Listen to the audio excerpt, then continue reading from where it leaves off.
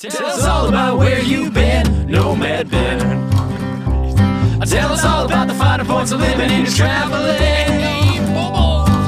Food, beer, history, nature quest. Every corner of us all do the great Midwest. Tell us all about where you've been, Nomad Ben. Better than that. Hey guys, good day. Yay! All right, so we have a really great panel for you today. Someone from your childhood that's voiced your childhood, so you definitely want to give it up. First off, we have Marty Grabstien. Woo!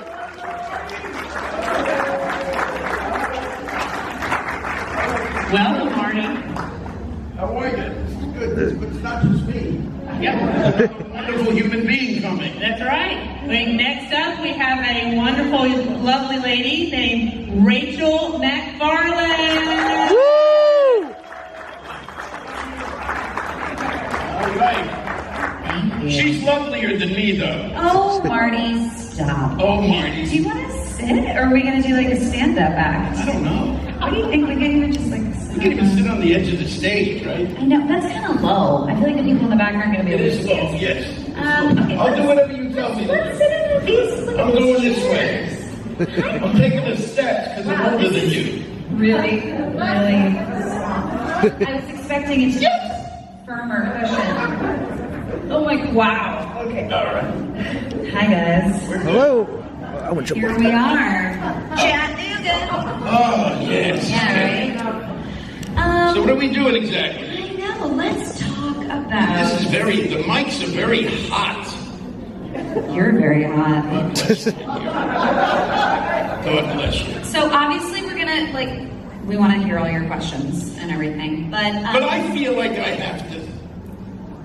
I feel like well, you had an idea. Here's the thing. Marty and I realized that we haven't actually met. This is kind of like our meeting. Not here, but this weekend. Yeah, we never really met each other. Right. So I don't really know anything about... I mean, I know a lot about you, but I don't know anything about your career, except for your incredibly famous role. And I don't know much about this lady either, really. Right. So we thought maybe we would ask each other some questions. Yeah, I think that's a good idea. Yeah, the idea you had. We would. But just I want you to know this, guys. Rachael and I sat down for a very long 7 or 8 minutes.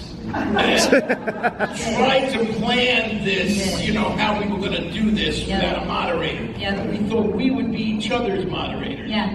What do you think? I think that's... I like the idea. I came up with it. It was you that came up with it. No, it was. Okay, so let's play. Do you want to start? I want to start. So, Rachael, make believe none of these people know who you are. And They probably don't. no, they do. I'm telling you, I heard the applause. And just say, just let me know what your, sensibilities are, what your experience is, you don't have to go too deep because I know you're very busy. Yeah. But what essentially was the thing that led you to this, the keys to the kingdom? Keys to the kingdom. I like it. Okay, let's start there. So, I was a musical theater major. I think we might have covered that a little bit later. Yes, I was a musical theater fan in college. And I moved to New York after school, and I decided that wasn't, in fact, what I wanted to do. And so I decided to go to Los Angeles to visit my brother. Did you know I have a brother? No. Yeah. He dabbles in voiceover, too. Oh, really? Okay. Yeah, he's pretty good, too. He's done a few things. And so he was saying... My brother does not do that. He doesn't? He doesn't dabble in much. Yeah. Well, my brother was like, I think you should try voiceover. You would actually be pretty good at it. And I said, all right, I've never really given it much thought. But in the meantime, I needed a job. I'm here in California. I'm not going back to New York. So I got a job as a production assistant on a show called Johnny Bravo at Cartoon Network. Woo! Yeah! And it was a different time then, and do you know Colette Sunderman? Do you remember Colette Sunderman? She was a great casting director, still is. And she was doing a show, and I said, Colette, do you think I could just have a shot in the booth? I think My brother said I'd be pretty good at this. So I did, and it was super fun, and I wound up doing a bunch of episodes of Bravo, which led to Mindy and Eris on The Grim Adventures of Billy and Mandy, and number 362 on Codename Kids Next Door, and Dexter's Lab, Powerpuff Girls, and all, those golden years of Cartoon Network.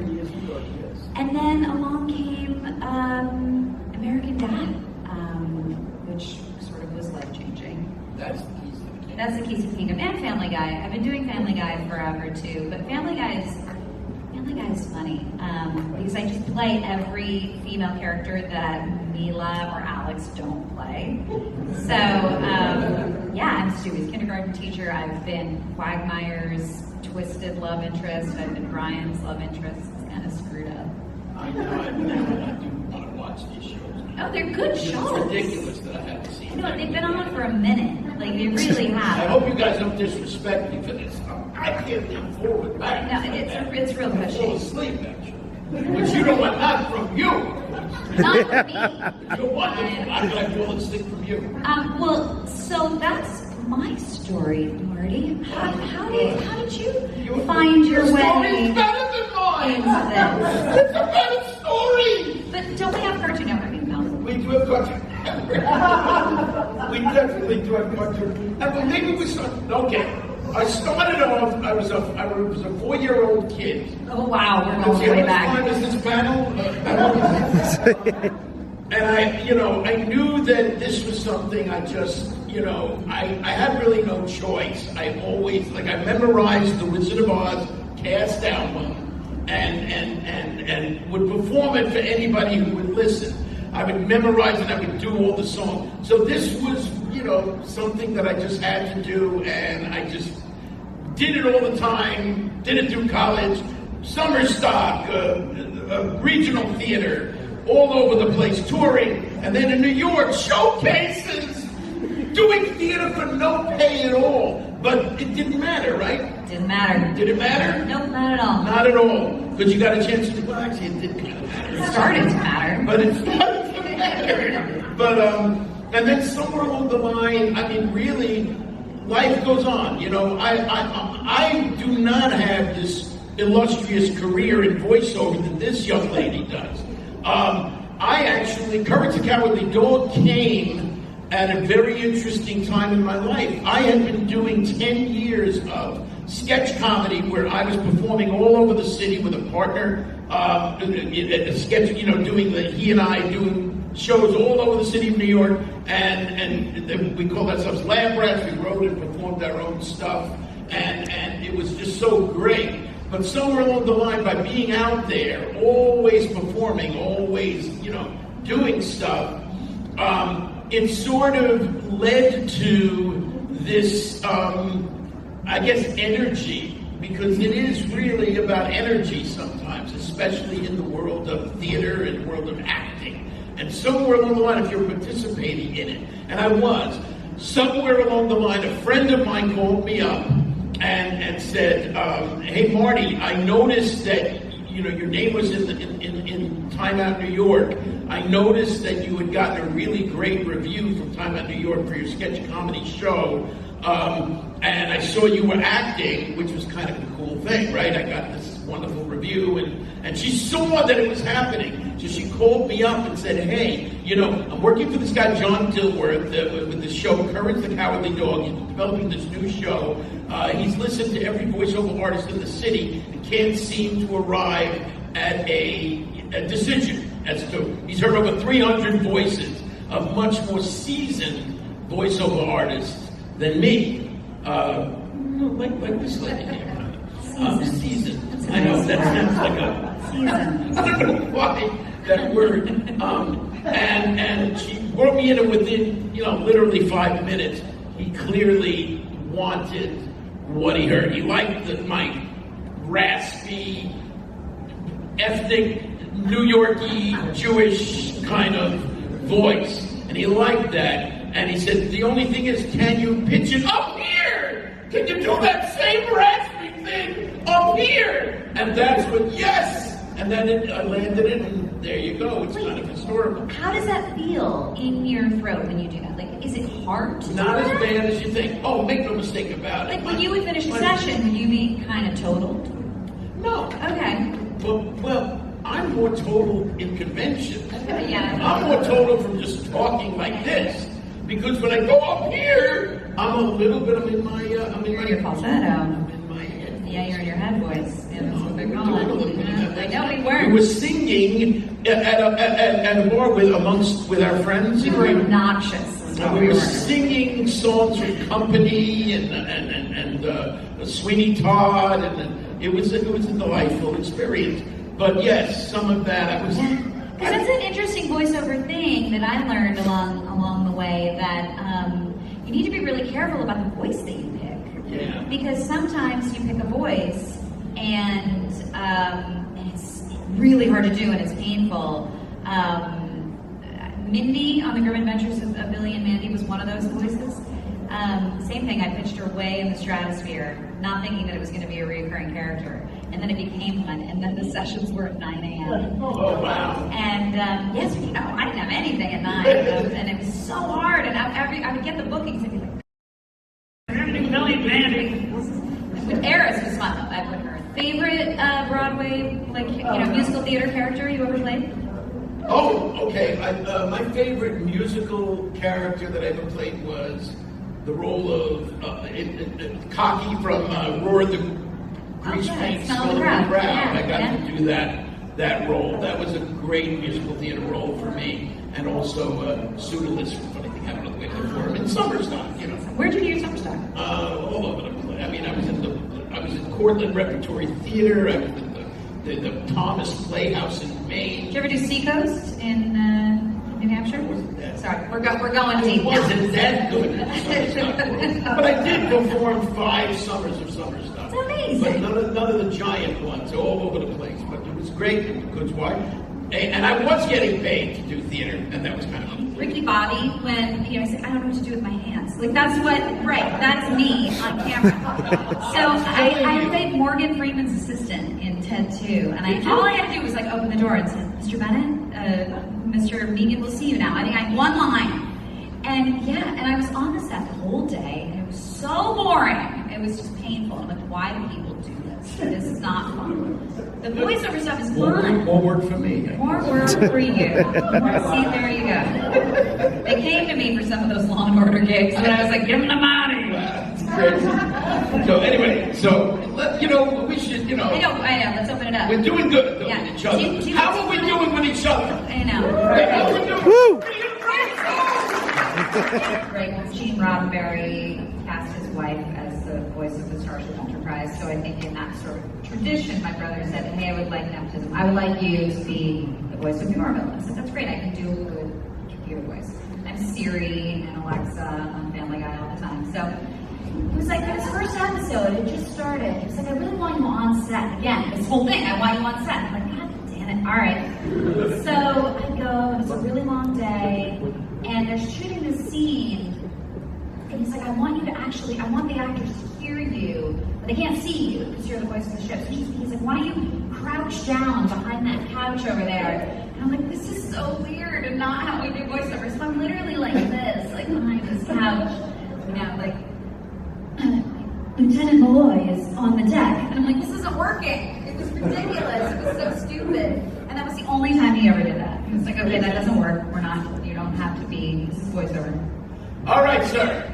Talk to me. My question is for Rachel. Yes. So, American Dad, the legendary Sir Patrick Stewart has been a big part of the show since the beginning, right?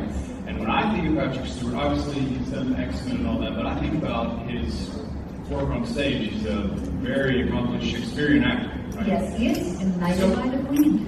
What does it feel like to say, there's been at least one arc in American Dad where Hayley and Bullock were romantically, I think, right?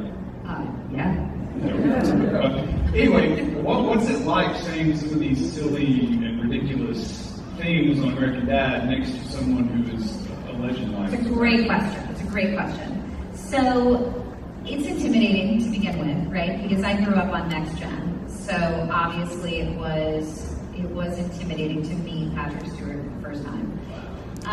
But what you find with most people like Patrick is that they're just incredibly kind, humble, normal people. And so it was like that. It was like within 5 minutes, we had such a good banter, and he's so kind.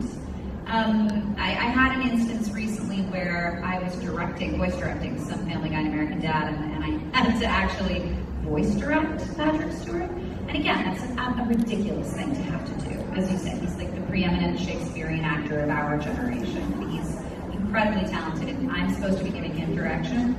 And so I did my best, and I was like, just go for it. And I said, congratulations on your book, because he has a new book out. It's called Make It So. And he said, oh, thank you. I'm doing all these book tour things, and I'm filling 2,500 seat venues. And I was like, this surprises you? And he said, well, it does. I've always been very surprised by my success. And it's just things like that. He's still, after all this success, such a humble guy. But a funny Patrick Stewart story, he was doing his takes, and when he didn't like what he had done, he would go, again.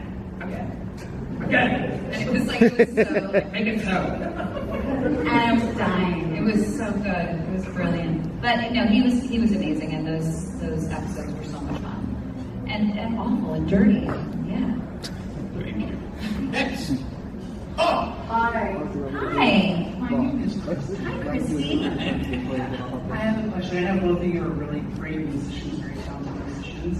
I'm not going to ask the song question. On your record player, when you watch... Yeah, okay. So many different shows. We did Kids Next Door together, and American Dad, and he is probably one of the most prolific voice actors of our time. His IMDb page is literally like a CVS receipt. But he's brilliant. His animal and creature noises are astounding. Like if a joke flops at American Dad, you just hear crickets because he can do the most perfect cricket noise. And he's incredibly kind and humble and funny and just an all-around good human. So I would say D. So for me, I mean, in terms of, I'm assuming some people who have worked with already, right? So unconventional choice was James Spader, that, in Blacklist, right? So that was, and by the way, he was not a charm a minute, by the way, by any stretch of the imagination. He wasn't mean, but he was just kind of doing the work. He was so about doing the work. And so I had this one lovely little scene with him, and it was just like mind-boggling that here I am with James Spader, and I'm just this really kind of seedy, nasty, kind of, evil guy who's basically giving him poison that he has to take, and he knows he's going to take in order to be able to be poisoned and to be kidnapped, to be taken where he needs to rescue his partner. So he has to go to the belly of the beast by being poisoned and drugged, essentially. So it was a wonderful experience working with him. But I'll never forget this. It was a crazy moment where this, it was like Ice-T, right? So it was like the actor? No. It was Ice-T in the thermos.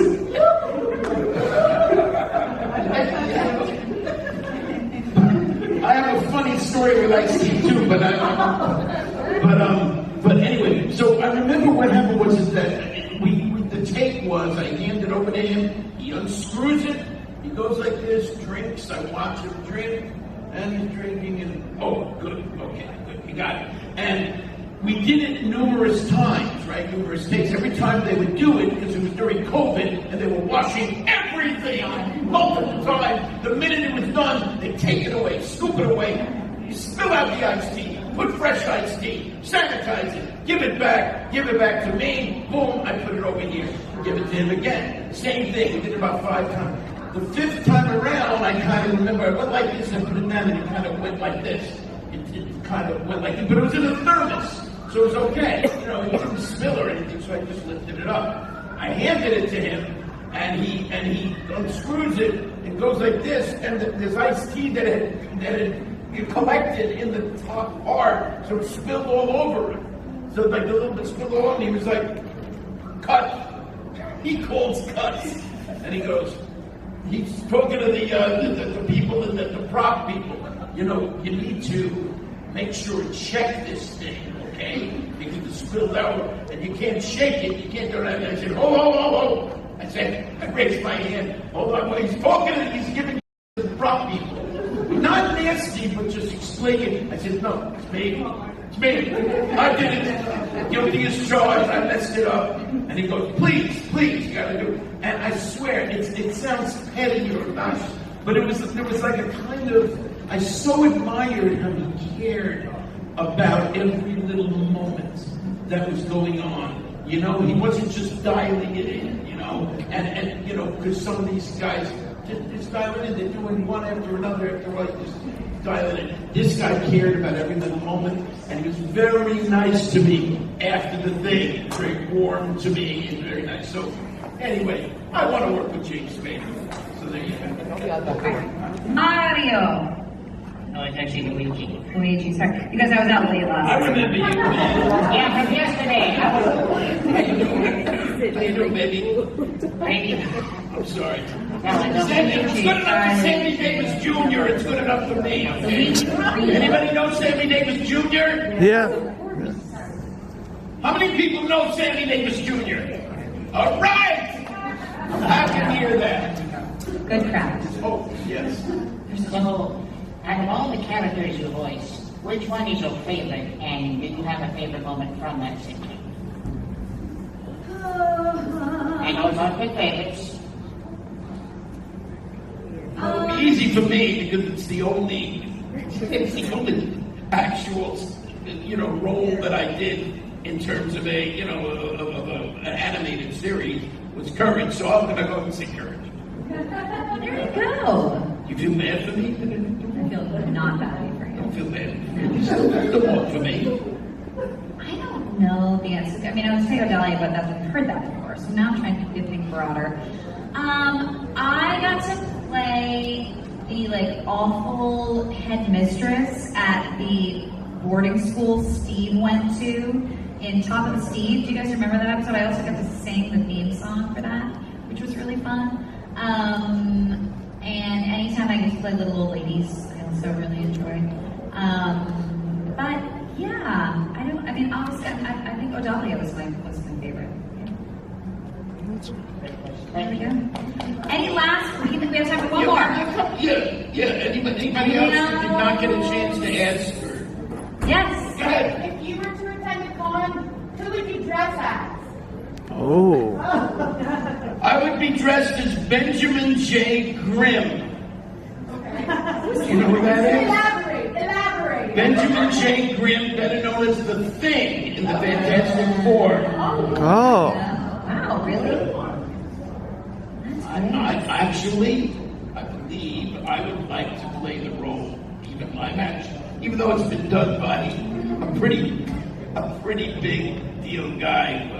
What is the name? There you go. Yeah, unbelievable. I don't know. I think I would do Hayley. I wouldn't subject you all to that. But I think I would do. I think I'd be Amy Poehler in Mean Girls. Yeah. That would be fun for me. All right, thank you guys. I think we're all about wrapped up. All All right. right, Question? I don't think I have one. I've already asked all my questions to you. Okay. Well, you guys were awesome. Okay, let's take your room. Round of applause.